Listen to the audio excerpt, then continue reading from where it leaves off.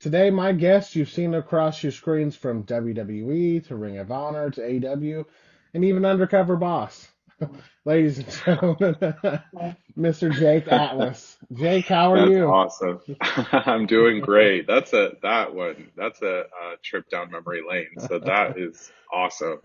I'm doing great. Thank you. Thanks for asking. When did professional wrestling come into your life? When did you think you got hooked and wanted to become a professional wrestler? Yeah, I have a really, it's like a weird combination of like a vague memory, but also like a very specific memory. Like I remember it photographically.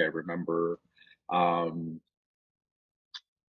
I remember watching an episode of SmackDown when I was maybe 6, 7 years old. My brother at the time, who's just a few years older than me, was a WWE fan. And this must have been in like, so if I was 6, 7, in like '01, '02. See, this is where the details get like I can't remember the episode. I don't Hmm. remember like what exactly was on there. Maybe I think I remember the Undertaker. Um, my childhood is a really big blur in just a lot of areas, not just in that. But I know for a fact there's an episode of SmackDown. I know that I remember seeing blue. Hmm. That's how I know that it was a SmackDown show because it was blue.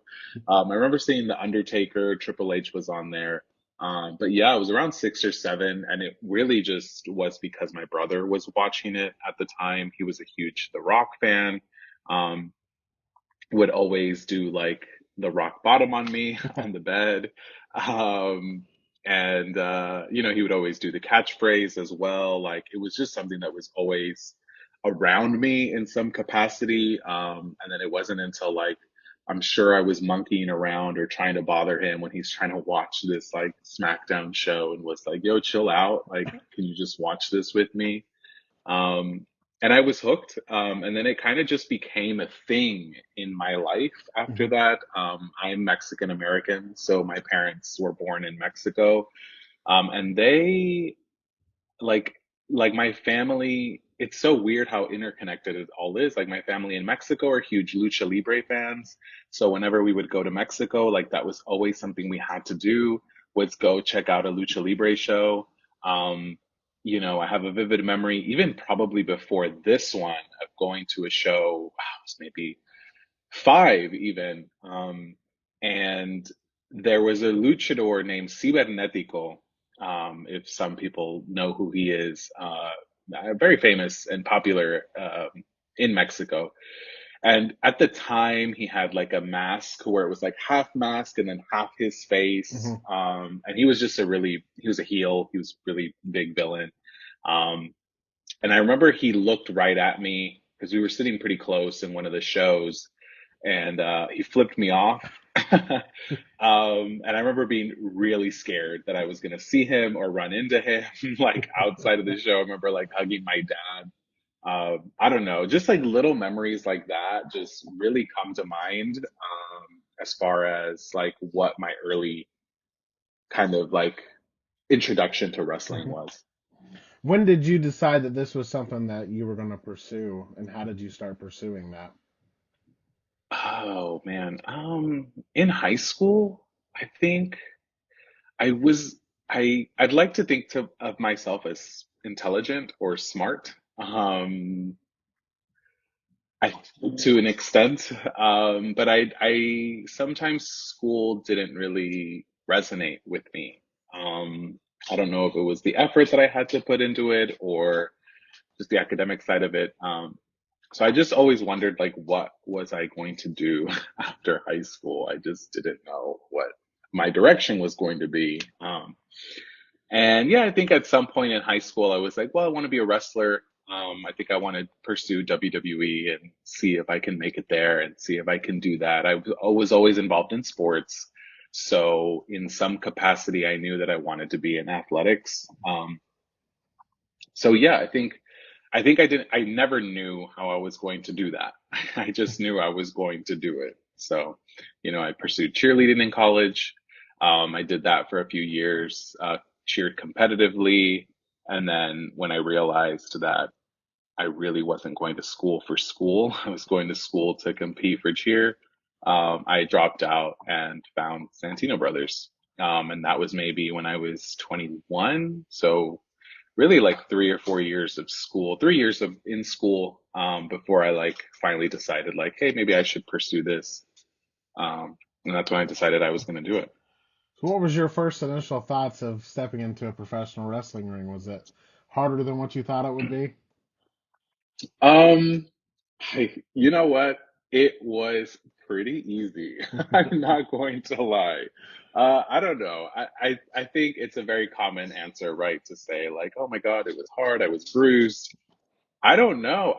Again, it just comes with like athleticism, maybe. Mhm. It came really easy to me. I think that maybe that played a part in maybe some of my early issues with like ego, and maybe like feeling a little too big for my britches or something, like, but it was just it felt like home, I think, when I first stepped into a ring. It really felt like I belonged there, or like it was something that I knew just came naturally to me. Mhm. There's always, I don't know if maybe this is a universal wrestling experience, but I remember also being a kid. The shopping carts where you put the shopping carts and there's like it's like a pole and then it's like a fence, I guess. I don't know what you Mhm. would call that. And I would like go in and out of that when I'm a kid as if it was a wrestling ring. So even just, how I related to when I first stepped into a ring, I was like, oh my God, like I used to do this in a shopping parking lot and now I get to step into a ring and it feels real, it feels natural, it feels like I'm supposed to be here. Um, yeah, I didn't have any negative experience or anything that like kind of shocked me other than just like a reassurance of like, this is what I want to do. How long did you train there before you started working your first couple matches? Yeah, I started training there in July of 2014, I believe. Um, and then was there until about January 2015. And I did not, I had like a minor injury or a minor, like ring accident, where I fractured or I had a hairline fracture on one of my, neck, like my C6 bone.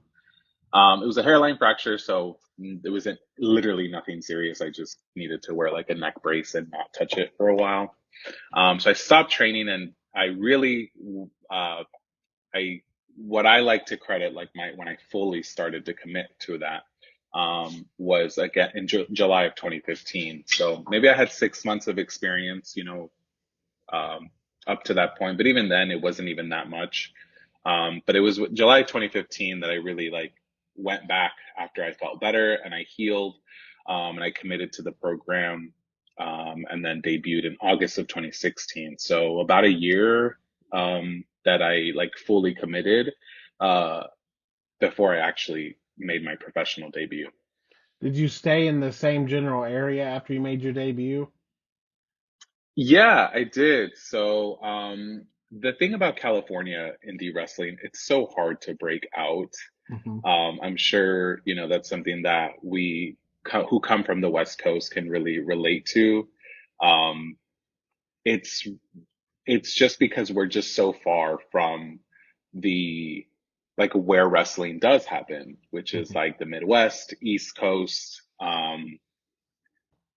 internationally. Like it's just so it's its own bubble. So yeah, I stayed in Southern California mostly, for that first year. And then after that first year, went out like Northern California, because even that it's like its own territory. Um, but yeah, it was pretty local just because it's really difficult to really get yourself out there just from California. It's really hard to get people to get your eyes on you. Hmm. Um, Flights are expensive, so they like to say, so but it was a good learning lesson to be in California for sure. When do you feel like you started getting your name out there and started shifting? I know WWE was probably always the goal, but when did you Mhm. start getting your name out and be like, okay, now I'm ready to pursue WWE? You felt like you were ready for that. Yeah, man, well, old me would tell you that I was ready on day one when I stepped into a ring. But I definitely wasn't. But it was a match that I had in 2019, I believe. It was like in March of 2019, I had a match with Shane Strickland. Mhm. Um, and it was for All Pro Wrestling in San Francisco, California. That was like it wasn't like my breakout match, like for everyone or the audience or whatever, or for like the internet or whatever, the community, for the industry, excuse me. It was a breakout match for me. Mhm. I really learned a lot from Swerve at the time, and it was really the match that things into perspective for me, that I need to take this serious because I can get there.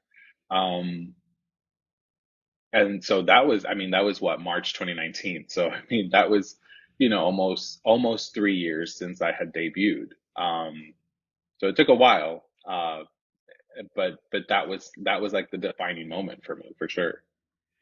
When did you start getting on WWE's radar, you feel? Um, Honestly, that I don't really know. I think that we can go all the way back to Undercover Boss for sure. I had kept in contact with Stephanie throughout the entire time since the end of the show. It was through her, thankfully, that I was able to get a tryout at the end of 2018, which is funny because that was like right, I think shortly after that, I had the match with Swerve. So I think the tryout was a huge wake up call for Mhm. me. Obviously not getting selected, but even getting that close, and then having the match with Swerve really like got the wheels turning for me, that like, oh, like this is something I can do. Um, but yeah, I would say even like going as far back as to Undercover Boss, I made it a mission of mine to stay in contact with Stephanie. I mean, why wouldn't you, right? Mhm. Like, if you have the contact, if you have the rapport. But I made sure I did it respectfully and professionally. She helped me get the tryout. But anything past that, like, it was more so just like a check-in on how I was doing in the industry. And she never really had any say with regards to talent or like talent relations or anything like that. She was obviously more on the business side of things. But I don't know. I know that may have been something that they started to get to know who I was. Obviously through the tryout, that was something that um, got me on their radar as well, even if it was just the coaches. Mhm. Um, but then everything really happened really fast, because when I would consider like really being on their radar was really when I had that match at PWG. I was really grateful that there wasn't a scout there, I don't think, and there usually is. Like, Mhm. there's usually scouts at these major independent wrestling shows. At least back then. I'm so far removed from how the industry is today, but back then, even when I was there were a lot of scouts going to a lot of these big shows. But for whatever reason, at this particular PWG show in 2019 for Battle of Los Angeles, there wasn't one, or there wasn't going to be one, was like the talk of the show, or the talk of the town, right? Um, but I just so Jim Smallman happened to be there, who, as you know, is a writer and producer over at NXT now, and then like worked with WWE, NXT UK. He happened to be there, and we had like maybe a 2 hour conversation at the show after my match. And it was just from that point on that within 2 weeks, I had been notified that they wanted to offer me a contract. So it was really, really fast. Like, it was really fast. But I would say that really from that point on, like, they really knew who I was. And I don't know. I don't know if maybe um, when Jim went back to whoever was doing talent relations at the time, and they were like, oh, we know who this kid is. We like him. Like, maybe that's what made it speed up. I'm not sure. Um, but yeah. Was it that phone call something you were expecting? Like because you said it happened so fastly, or was it just something that caught you off guard? Um, yeah, I think I'm just trained to be, maybe as humans, we all are. I know that one thing I've learned to try to work through in therapy is humans are programmed to think in the negative. You know, our first question to things is like, what's the worst that can happen instead of what's the best that can happen? And it's so hard to obviously rewire that programming that we have as humans. So yeah, I don't know if that I wasn't, I don't, I don't know that I wasn't expecting to hear back. I think I was just expecting to be told like not right now. Hmm. Um, so when I did get the call, um, it was, it was life changing for sure. Because it just wasn't something that I thought would happen to someone like me.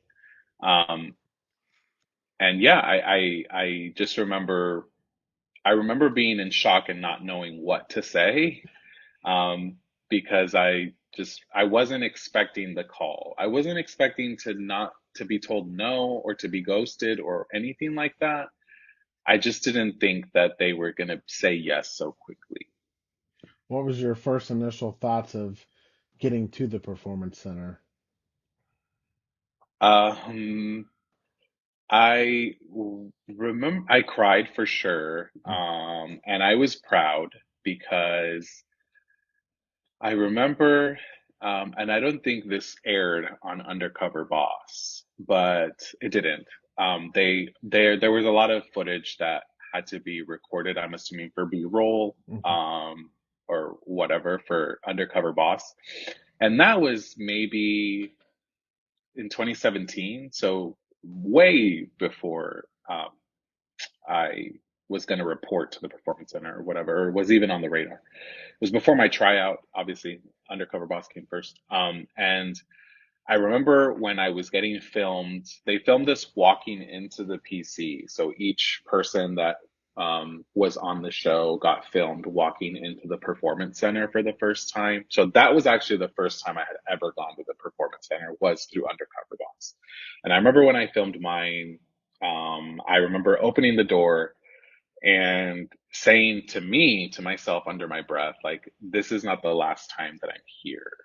Hmm. And so when I got there again as an actual signee, on my first day of work, I felt really proud opening that same door and saying, I knew that I was going to be back here again. I knew it. I didn't know how, I didn't know when. And it was just a really full circle moment just in that alone that I was Hmm. able to honor that for myself.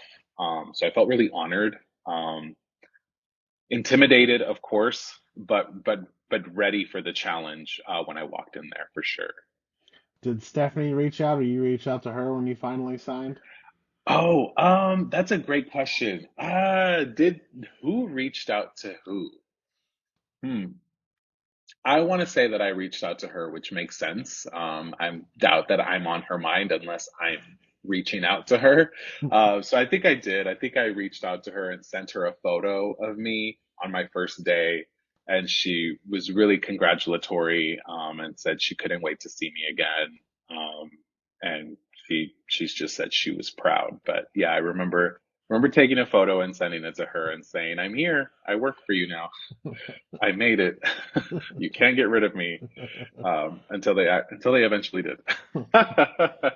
So, being a signee there, what was your thoughts of the WWE style? Was it something you were easy to adapt to? Was it much different for you? Yeah. It really messed me up mentally. I think, man, uh, what I would say today is different than maybe if you would have interviewed me, fresh off my release. I think I've grown and changed so much over the last 3 years. That it's an interesting question for me because at the time like if you would have asked me this when I got released, I would have told you like, yeah, it was difficult. I didn't know how to handle it. I wasn't ready for it, etc. Um, I think now I can say that I definitely was. I think that if I wasn't ready for it, it was more so on a personal level than it was up on a professional level. I think the style was easy to adapt to. And I don't think that it was my talent holding me back or my ability to do the job that was holding me back. I think it was more so of a personal struggle at the time. Um, and so, yeah, I think the style is obviously very different. I think that's changed over the years for sure. I think at the time it was a very transitional time. I mean, we know what has transpired over the last three Hmm. years at WWE. So it it was still kind of like the old in the transitioning into a new. So there were still a lot of P's and Q's you had to follow. And so I definitely felt like it was a change. I think also the system sometimes, especially with independent wrestlers, and again, I'm only speaking from my experience at the time. I don't know if that has changed since, but the system can sometimes challenge you in your confidence. Hmm. Um, WWE is not the independents, and they do a very good job of reminding you of that. Um, and I think that there is a difference when someone has been on the indies for 10 years, showing up to NXT and knowing how to blend that, and someone who's only been on the indies for 3 years and showing up to NXT and not knowing how to blend that. So it was really difficult to adapt to their style just because I had a really huge personal struggle internally on how to understand what was going on, um, understanding the politics within it as well. Um, so yeah, there's definitely a different style. I wouldn't say that it's harder or easier. It's just definitely more of a mental challenge than it was a physical challenge. Do they have resources available for situations like that to help you understand or cope with things? Because that it may be easy for some people, it could be very difficult for others, and there's people that it's like it could be a wave. Is that an environment at the time to where if you were struggling, you could speak up and say, hey, mentally I'm struggling with this, or I'm not getting this, or anything like that? Yeah, I don't know if there was an environment that was purposely like curated so Hmm. that people can have that opportunity. I don't think it was purposeful one way or another. Does that make sense? Like, I Yeah. don't think that they were purposely creating an environment where you couldn't speak up. But I also don't think that they were creating an environment where you could. Hmm. Um, I think it was really on, I think I personally believe that it's more of an industry kind of issue than it Hmm. is a WWE issue.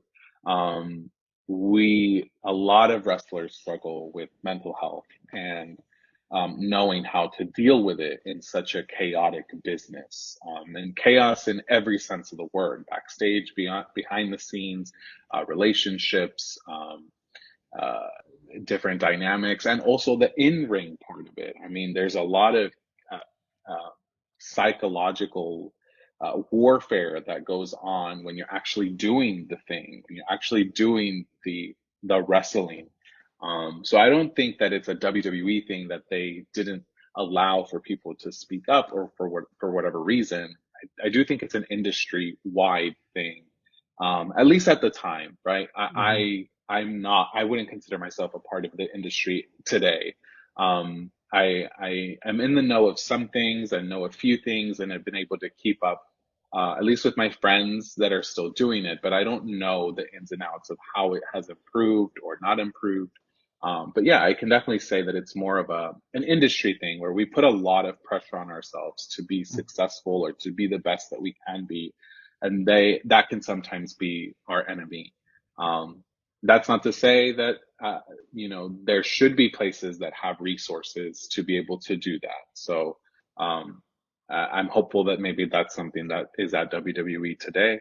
I can say that there was I can't remember what his official title was, but there was someone that was kind of around, always having meetings with us once a month, kind of talking about like athlete, uh, uh, like mental health kind of thing. He wasn't necessarily a therapist or a psychologist. He was more of like a sports coach or Hmm. something, like a sports life coach. So there was that, but it was like one person for like 150 athletes. Like, it's difficult to kind of, Hmm. to, yeah. Is there any particular coaches you liked working with more than others? Yes. So I liked them all. I will say that, and I'm not saying that just to say that. I actually loved them all because they're all so different. From Steve Carino to Terry Taylor, just completely different ends of the spectrum, but all so valuable. Like it's not a spectrum of like this way. It's more just a spectrum of like this way, if that makes sense. Like no Hmm. one is above anyone else or better than anyone else. It's just a different approach to a lot of things, even if they like contradict their styles or their ways of training or their ways of understanding the business or the industry or a match. Um, you're able to kind of weave those contradictions together to be a really well-rounded wrestler. Um, so I think my favorite was definitely Terry Taylor. I think that he's someone that I really built a strong rapport for. He was someone that really was in my corner um, the entire time that I was there. I don't know why I'm getting emotional. Um, but I really enjoyed him. I think that, you know, I think looking back, I didn't expect myself to click with someone like Hmm. Terry Taylor, to be honest with you. But that's kind of how it works, right? Like Hmm.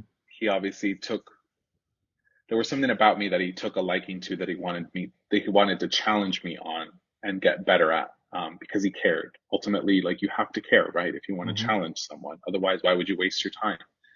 Um, so I just enjoyed that. I enjoyed that he was so different than what I had experienced or what I had known. So I would say that he really stands out to me if I were to think about a coach that I preferred one over the other. And that's hard to, decide, but Terry's someone that stands out to me for sure. He's got an insane mind for wrestling. And I hope a lot of the guys that are there, guys and gals that are there, um, are grateful Hmm. for that.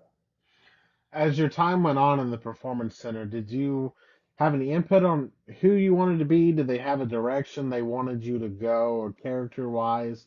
How did all that come to be? Yeah, I, oh, this is so like, I don't know. But there are things that stand out to me, that I can definitely talk about. One of the very first instances was when I had my debut match. So obviously I debuted during the pandemic. This was when everything was shut down, and TV was being taped, and it was closed sets, no audience. Like that was my experience at WWE. So the very first match I had was with no crowd. Um, and I wrestled Dexter Loomis, at the time. I'm not sure if that's still his name, but I wrestled Dexter Loomis, Sam Shaw, which I believe is like his generally known wrestling name.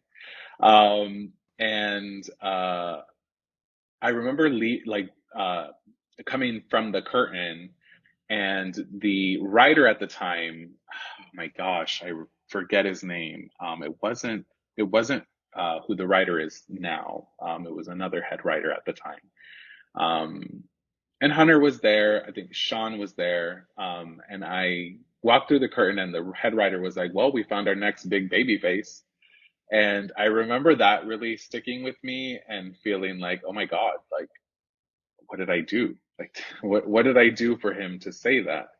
Um, and obviously that, it lit a fire in me, or it Hmm. inspired me to be like, well, why? What is it like? What's gonna come of this? Like, does that mean anything big? Like, what does that just mean? Like, he's gonna put me up against all his good heels and make me lose because I'm just a good baby face in the ring? I don't know. That can mean a variety of things. And then then I got placed into the cruiserweight tournament, and we were they were tasked to do like background, like promos, Hmm. because it's like a tournament, right? So like to show who we are to the audience as we're entering this tournament.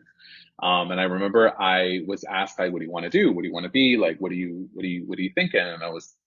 And the fact that they left it to me, I was like, well, I would like to do something at Pulse, which is where in Orlando, what the nightclub shooting happened, years ago. And I thought it'd be special to kind of honor that and kind of put that on TV. And I wanted to carry a lot of weight, for being the only openly gay, wrestler on TV at NXT at the time. I wanted that. And so that's why I suggested that. So, this is coming off the heels of being told, like, hey, we found our next baby face. But then I remember having a conversation as I'm going to have my first match in the tournament. So this is after I've filmed the vignettes and everything, and Triple H talking to me and saying that, basically saying like, I don't want to. I don't want to say exactly what he said because that's a conversation between him and I, but he basically paraphrased like, your sexuality doesn't matter here. And he didn't say it in a negative way. But I think for someone who has struggled with identity, and sexuality their whole lives, I think no matter how you say it, no matter what you say, it's going to affect me. And I think that that really shot me down. And I didn't know, well, if that has been my message and my strength up to this point, I don't know who to be or who you want me to be if it's not this. Hmm. Um, so I think that was just a huge struggle from that point on. I think I was trying to be whatever they told me to be, even if it was inauthentic to me, or it just wasn't anything that I could relate to or that I could pull off. Um, so I don't know. There wasn't a lot of direction or conversation after that as to what they wanted Jake Atlas to be. Hmm. So it was really hard to kind of navigate that, coming off of being told like, "Hey, we found our next big baby face," and then like me just shutting down after, telling me like, "Hey, what your strength is actually not your strength." And I'm like, "Oh, okay. Well, I don't know what else is."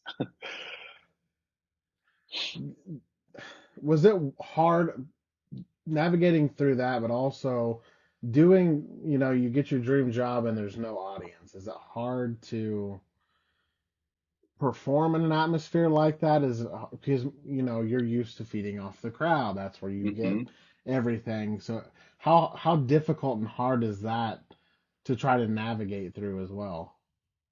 I think to tie it to your previous question, I think that I would have fared better. I Hmm. think that they would have understood Hmm. who Jake Atlas was with a crowd. I have a very close friend of mine, who's like a mentor to me, still works at WWE, and we've had countless conversations about this. Like the my biggest the biggest thing that worked against me was the no crowd. I mean, Hmm. how do you do that? It's so difficult, right? How do you feed off of that energy? How do you show your energy? Um, I know for me, I thrive off of performing. Hmm. I love performing. I love performing in front of people. It's a high that, you can't get anywhere else, you know? So for sure, I think it was so hard, and it was so hard feeling proud of a lot of the things that I did, Hmm. because I really love performing in front of a crowd. Like I wrestled 205 live at the Amway Center. Um, like I got to wrestle in an arena. Like when I say that, I'm just like, but it was empty. Like Hmm. even, you know what I'm saying? Like Hmm. it's so difficult to just like be cool, like happy about that accomplishment, and then being like, but like no one was there. Um, and so it's hard. It's hard. It Hmm. was really hard. And I did that the entire, really, if you think about it, like that was most of my WWE career. They didn't bring fans in until really late into it. Hmm. During, you said that you shut down. How did it affect you performing wise after that? Once you started getting into that headspace, did it harm you when you were training? Like when that creeps up on you, it's got to be hard to navigate through that as well because it's just you're living your dream, but they're not understanding what your vision is. There's no crowd to feed off of. And I do agree, if there was a crowd, I think they would have fully better understood. Going through that, when how long between that period and then to your release? Did you feel like it was something you saw coming, or was it just something that it caught you by surprise? So I don't know if I've actually ever fully talked about it. So, I mean, I felt like I always felt like how do I say this? I don't mean this in a negative way. Um, but I do feel like I always felt like I was going to have a job there. Hmm. I just felt that. Even if I didn't feel good or I was in a bad headspace, I just felt that I there was a place for me in some capacity Hmm. there. Um, but to answer your question, it obviously affected me a lot because the reason that I believe I got let go, which makes the most sense to me, but I could be wrong. No one ever really knows why. Is because I asked for my release maybe a month prior to when I actually got let go, maybe a couple months prior. And maybe I started to feel like I had a job there because I actually got offered a new contract, um, just right around that period of time as well. So my original contract was for 3 years, and for them to have already offered me a new one, only a year into it, I felt a little confident. Now I didn't ask for my release because I didn't feel because I was confident or whatever. I think I just being there really warps you. Hmm. And really people who have been there can attest to that. And everyone experiences it different. Maybe some people will say, no, it doesn't warp you. I think it's just the person. It could be, but it definitely was for me. It definitely warped my perception of wrestling, the industry. I mean, it becomes real life at that point. It's not just you doing wrestling. It's your livelihood. It's your like you're getting paid to do this. So it's like everything falls under you, like having a roof over your head, like making sure that you are paying your stuff on time. Like there's just like Hmm. real life happens while you have this job. And I think that sometimes that gets lost on people. Um, because in the independence you're like performing and then you get to step away from that into reality, and some people have 9 to 5s and regular jobs and other things that sustain their livelihood that wrestling is not provided to them, and then once you step into that world, Hmm. it's a different experience for sure. So I think for me, I got warped in a sense, my perception of what I was doing, why I was doing it, why I want to do it, etc. Um, and I was in contract negotiations at the time, so I ended up asking for my release because I felt like they're not going to see it. Even if I may feel like I have a job here, they're not going to see it the way that I want to see it. Or they're not going to put me in a position that's going to make me successful. I didn't feel confident at the time in that sense, along with how messed up in the head I was, just navigating the day to day of WWE. It was definitely something I regret doing. I will say that. Um, but it was just something that I made at the time with where Hmm. my headspace was. Unfortunately, the person that I was doing contract negotiations with when I asked for the release, um, got let go as well. So my theory is that when the new people took over and took over his like emails Hmm. and his work, they obviously saw that I wanted to go and they needed to cut people anyway. So they'd rather just get rid of people that didn't want to be there. Um, so I think that it just wasn't a good time to do that. Um, yeah, because I truly believe that if I would have signed that contract or the new contract that they were offering, I don't think that I would have been on that list. Hmm. Um, but I don't know. Maybe I would have. I don't know. That it's hard to think about, right? Because that's what was happening at the time. Coincidentally, I had asked for it, um, got denied it, and then it happened. Hmm. So yeah. Did you know what you wanted to do after WWE? Yeah, I'm not. I wanted to go back on the independents and like grow a little bit Hmm. more, and like build my name a little bit more. Potentially, obviously, go to AEW, which was still really brand new at the time. Hmm. I just wanted to really build my name up more to have more equity to stand on when I came back to WWE was my kind of ultimate thought process was, oh, they just don't see it yet. Hmm. Let me show them. Um, that's what I wanted to do. How has life been after WWE? Oh man, so peaceful. It's been really peaceful. And that has nothing to do with WWE Hmm. or wrestling. Um, I am very thankful for my therapist and the work that I have done over the last 3 years through therapy that has allowed me to find peace in my life. So it's been really peaceful. It's been a new experience. I've had to live with a lot of grief, like saying goodbye to the industry and being able to mourn this character and this personality that I created over the years and I worked really hard for. Um, so yeah, I mean, it's been peaceful, but it's been sad.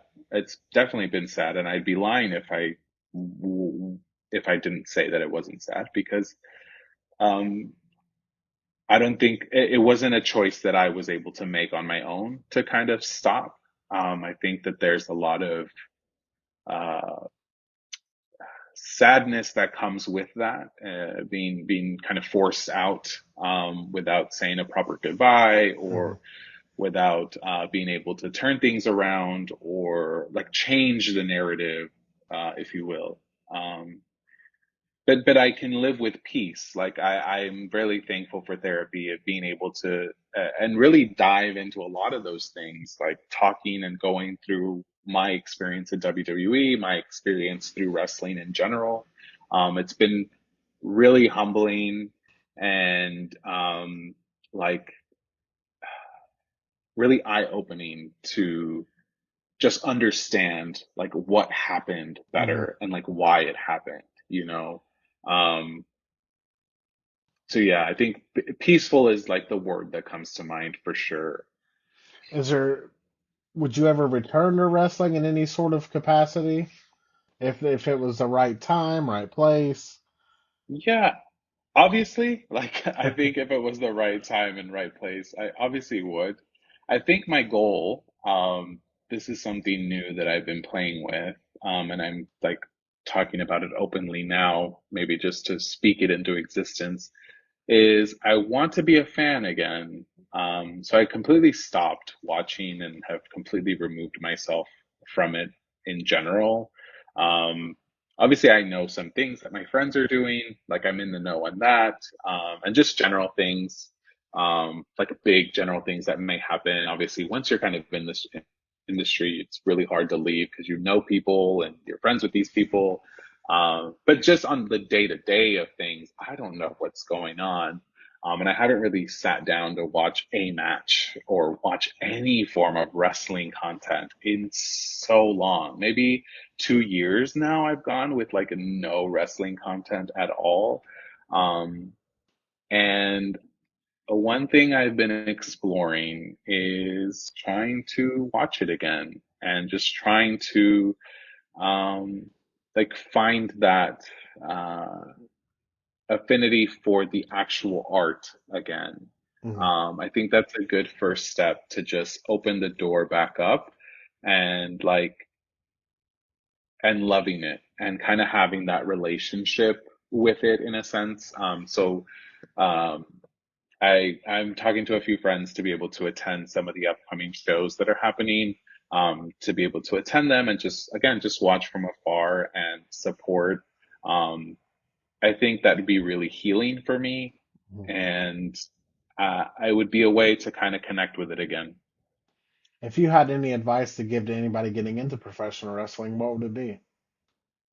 Oh, that's a great question. I think, oh, there's so many things, man. Um,